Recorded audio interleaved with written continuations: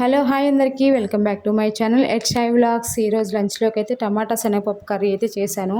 టమాటా శనగపప్పు కర్రీకి అయితే ముందు పచ్చెనగపప్పు ఒక అరగంట ముందు అయితే నానబెట్టుకొని పెట్టుకోవాలన్నమాట. ఆ తర్వాత టమాటా ముక్కలు కట్ చేసుకొని పెట్టుకోవాలి.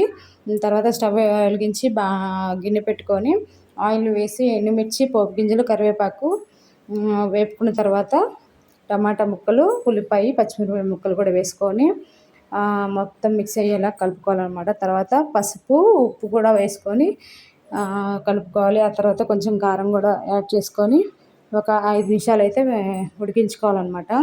ఆ తర్వాత ముందుగా నానబెట్టుకున్న శనగపప్పు ఉన్నాయి కదా, అవి కూడా వేసేసుకొని ఒక గ్లాస్ ఆఫ్ వాటర్ కూడా యాడ్ చేసుకొని అవి కొంచెం మెత్తగా అయ్యే వరకు ఉడికించుకోవాలి. ఆ తర్వాత అందులోనే ధనియాల పొడి బాగా మిక్స్ చేసుకొని ఒక 10 నిమిషాలు అయితే ఉడికించుకోవాలి. ఇలా ఆయిల్ అయితే పైకి తెలియద్దు అనమాట.